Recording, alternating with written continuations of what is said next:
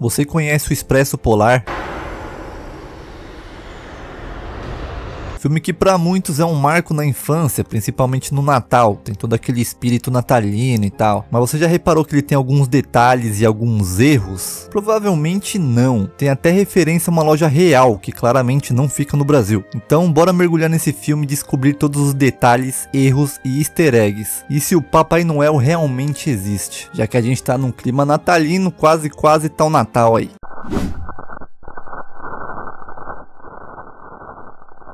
Sim, eu sei que tem muita gente que acha o filme estranho, famoso Vale da Estranheza. Isso porque foi o primeiro filme de captura 100% digital, mesmo esquema da Casa Monstro, que inclusive tem vídeo no canal, acessa aí.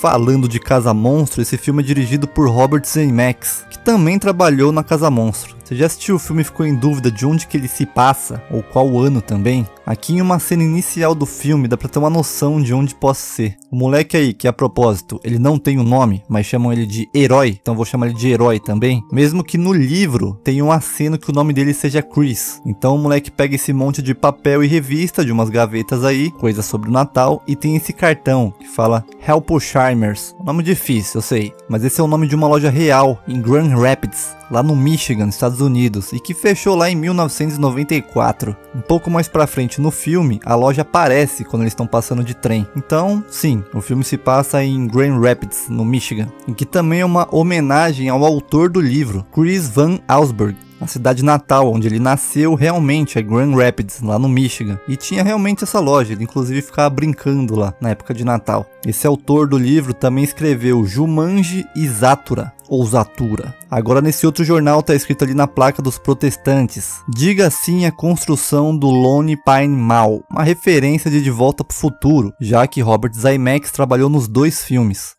A gente inclusive vai ver na próxima revista ali que o filme se passa em 1956 ou 57. E em 1955, um dos anos onde o De Volta pro Futuro passa, eles acabam atropelando um dos pinheiros e por isso ficou apenas Lone Pine Mall e não Twine Pine Mall. Caso tivesse duas ainda em pé, seria Twin, de gêmeas no caso. E como eu havia dito, na outra revista ali marca 29 de dezembro de 1956. Porém o moleque no presente está no dia 24 de dezembro, o que pode dizer que essa revista ou é do ano passado e o filme se passa em 1957, ou como vai ter os feriados de Natal e Ano Novo, os caras decidiram entregar as revistas antes. Tem mais, essa revista aí ela é real. Inclusive dá pra encontrar e comprar ela na Amazon e no eBay. A mãe e a irmã do moleque foram interpretadas, no caso para captura de movimento, por Leslie Zemeckis, que é a esposa do Robert Zemeckis, diretor do filme. Então o trem passa literalmente na rua dele e obviamente as crianças escutam. Eu diria até que apenas crianças selecionadas, porque caraca bicho, olha o tanto de barulho e luz que tem nisso daqui, ia acordar geral.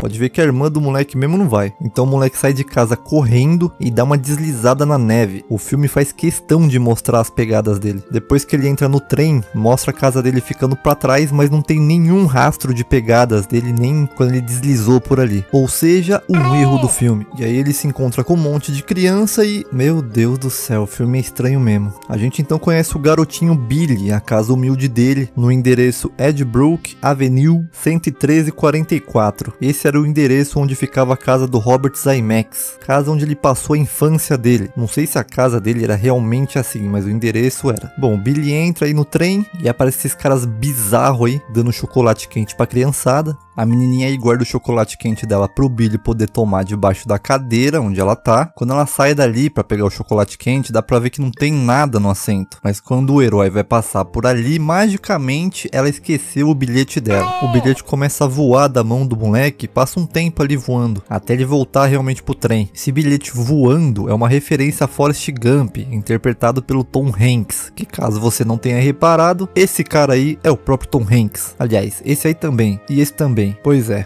A ideia do diretor era o Tom Hanks fazer a captura para todos os personagens, mas foi tão cansativo fisicamente pro Tom Hanks que eles desistiram. O filme até quase não foi feito, já que o autor do livro, Chris, não tinha nenhum interesse em deixar alguém fazendo a adaptação do livro dele. Porém, quando ele soube que o Tom Hanks estava querendo fazer, ele aceitou na hora. Então a menina que perdeu o ticket dela acaba sendo questionada por Tom Hanks de onde estaria o ticket dela, e como ele não acha, ele leva ela pro fundo do trem, mas o herói acha o ticket e vai atrás deles. Quando ele descobre que o Tom Hanks levou a menina pra fora, pro teto do trem, numa nevasca, de noite, uma ventania. Mano, quem que faria isso? Até que ele esbarra com o vagabundo em cima do trem, com um fogo aceso, enquanto neva e faz uma ventania. Mas ele é só um fantasma, relaxa. Então ele consegue chegar lá na frente do vagão, ele acaba pulando em um lugar cheio de carvão e não se suja nem um pouco. Ele sai completamente limpo. Mais um erro aí da equipe.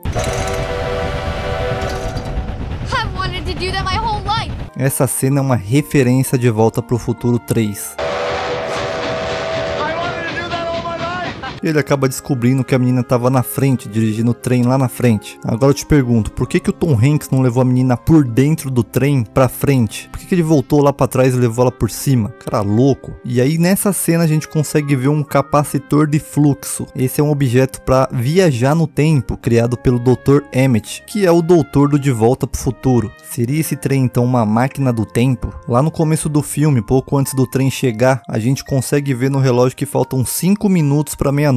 Mais tarde no filme, lá no final, o moleque aí fala que ainda faltam 5 minutos para meia-noite, o que significa que durante a viagem inteira, o tempo ficou completamente parado. Existe até uma teoria que fala que o personagem do Tom Hanks seria o menino herói no futuro e ele é um viajante do tempo que volta para salvar ele mesmo, para ele acreditar no Papai Noel e tal. O filme quase foi um live action, mas seria muito caro. Só pra você ter noção, o filme custou 176 milhões de dólares para ser feito com captura de movimento. Caso fosse feito em live action, eles gastariam 1 bilhão de dólares. Continuando a viagem deles, chegam à parte onde os trilhos do trem estão congelados e o trem em alta velocidade começa a deslizar fazendo um drift absurdo. O trem com todo esse peso, essa velocidade, não conseguiu quebrar o gelo para continuar no trilho, mas esse grampo conseguiu. A física desse filme é uma coisa questionável. Esses brinquedos recicláveis aí, parecendo filme de terror. Não era um filme para criança isso aqui? Não era um filme de Natal? Então eles finalmente chegam no Polo Norte, onde o Papai Noel deveria estar, pelo menos, né? Enquanto eles passam, então, olhando pela janela, bem rápido ali aparece o Rudolph, a rena do nariz vermelho. Essa cena aqui aparece um monte de elfo. Agora presta atenção nesse senhor aqui, ó. Bugou na renderização, né? Certeza. Quer ver outro erro? Aqui mostra aí as duas crianças, o herói e a menina heroína, e o Tom Hanks. Dá pra ver que do lado deles ali não tem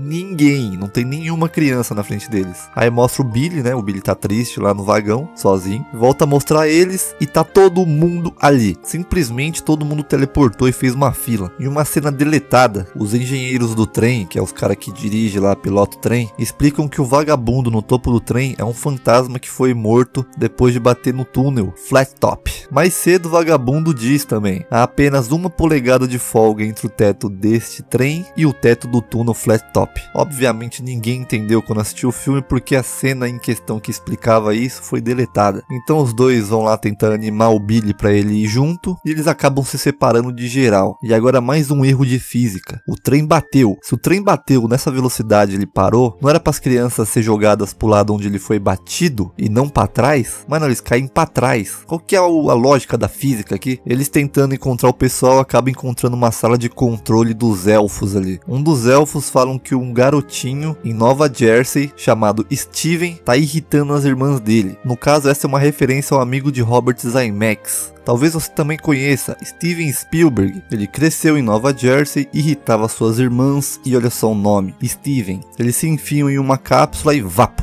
Enfim, começa uma aventura imensa deles, passando por presentes, escorregadores, trilho de trem. E aqui tem um errinho também. Quando eles estão aí no saco do Papai Noel, cheio de presente, aparenta que o saco fecha eles mais pra baixo, corta a cena, e eles estão meio que pra fora ali, com a cabeça pra fora. Tô falando, esse filme não tem física. Enfim, eles chegam a tempo na cerimônia e ela começa. E se você reparar bem, na árvore de Natal ela fica bem em cima de uma bússola, onde todas as direções são apontadas pro sul. Chega o Papai Noel e o menino herói é o escolhido para ganhar o primeiro presente de Natal. Ele pode escolher o que ele quiser. Então ele chega no ouvidinho do Papai Noel e mete essa: nome é Rafaela, sou representante da Claro.